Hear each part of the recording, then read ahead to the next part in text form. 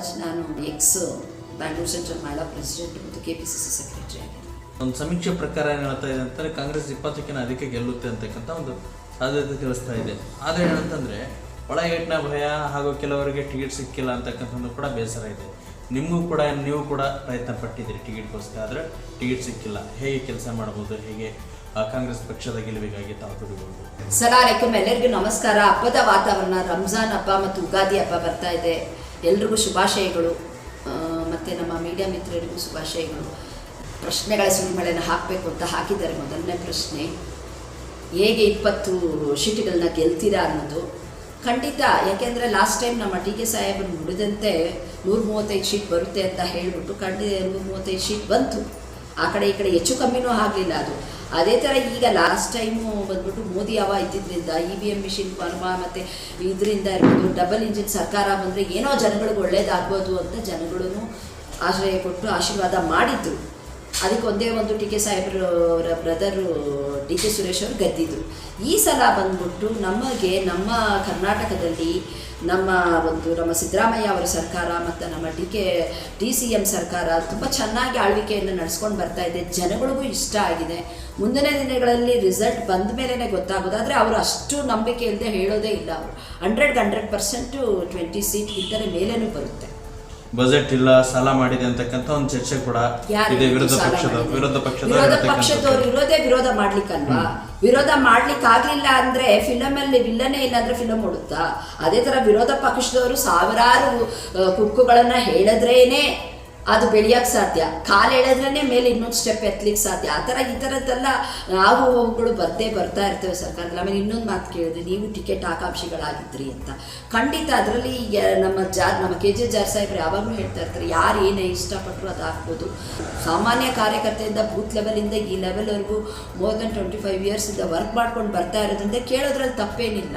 ಇದಕ್ಕೆ ಮುಂದೆ ರಾಹುಲ್ ಜಿ ಇರ್ಬೋದು, ಸೋನಿಯಾ ಗಾಂಧಿ ಮೇಡಮ್ ಇರ್ಬೋದು, ನಮ್ಮ TK ಸಾಹೇಬ್ ಇರ್ಬೋದು, ಸಿದ್ದರಾಮಯ್ಯ ಸರ್ ಇರ್ಬೋದು, ಪ್ರತಿಯೊಂದು ಕಾರ್ಯಕರ್ತರುಗಳಿಗೂ ಅವಕಾಶಗಳು ದೊರಕಿಸ್ಬೇಕು ಅನ್ನೋ ನಿಟ್ಟಿನಲ್ಲಿ ಪ್ರತಿಯೊಬ್ಬರು ಕೇಳ್ಬೋದು ಅನ್ನೋ ಅವಶ್ಯಕತೆ ಇದೆ. ಯಾರು ಕೊಡಬೇಕು ಯಾರು ಕೊಡಬಾರ್ದು ಅನ್ನೋದನ್ನು ಹೈಕಮಾಂಡ್ ಡಿಸೈಡ್ ಮಾಡಿ ಕೊಟ್ಟಿದೆ.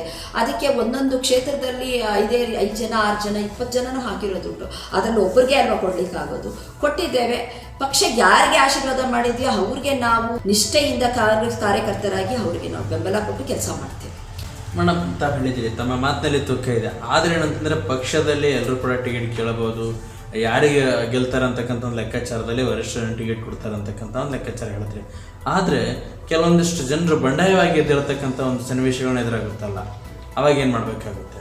ಅದು ಅವರವ್ರ ಅಭಿಪ್ರಾಯಗಳು ಬಿಟ್ಟಿದ್ದು. ನಮ್ಮ KPCC ಪ್ರೆಸಿಡೆಂಟ್ ಅವ್ರು ಏನು ಹೇಳ್ತಾರೆ, ಯಾರು ಬರ್ತಾರೋ ಬರ್ಬೋದು, ಯಾರು ಹೋಗ್ತಾರೋ ಹೋಗ್ಬೋದು. ಅವ್ರವ್ರ ಅಭಿಪ್ರಾಯಗಳಿಗೆ ತಕ್ಕಂತೆ ಇಲ್ಲಿ ಬಟ್ಟೆ ಕಿಚ್ಚಿಗಾಗಲಿ ಒಂದು ಇದಕ್ಕಾಗಲಿ ಎಲ್ಲೂ ಮದ್ದಿಲ್ಲ. BJP ಇನ್ನು ರಾಷ್ಟ್ರ ಮಟ್ಟದಲ್ಲಿ 200 ಸ್ಥಾನ ಗೆಲ್ಲುತ್ತೆ ಅಂತಕ್ಕಂಥ ಒಂದು ಲೆಕ್ಕಾಚಾರ ಇದ್ದರೆ, BJP ಅವರು ಹೇಳ್ತಾ ಇದ್ದು 400 ಸ್ಥಾನಗಳನ್ನ ಗೆಲ್ಲುತ್ತೆ ಅಂತಕ್ಕಂಥದ್ದು.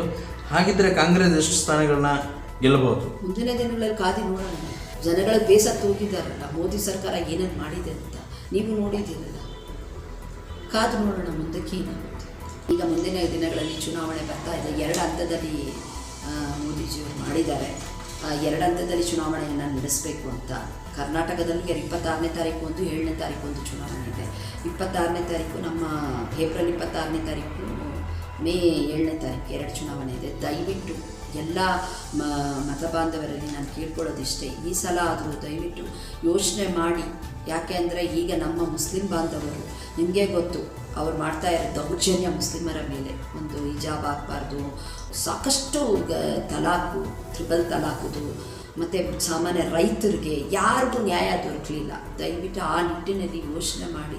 ದಯವಿಟ್ಟು ಈ ಸಲ ಏನಾದರೂ MP ಕರ್ನಾಟಕದಲ್ಲಿ, ಇಡೀ ಕರ್ನಾಟಕದಲ್ಲಿ 20 ಅಲ್ಲ 25 ಸೀಟುಗಳು ಬರಲಿ.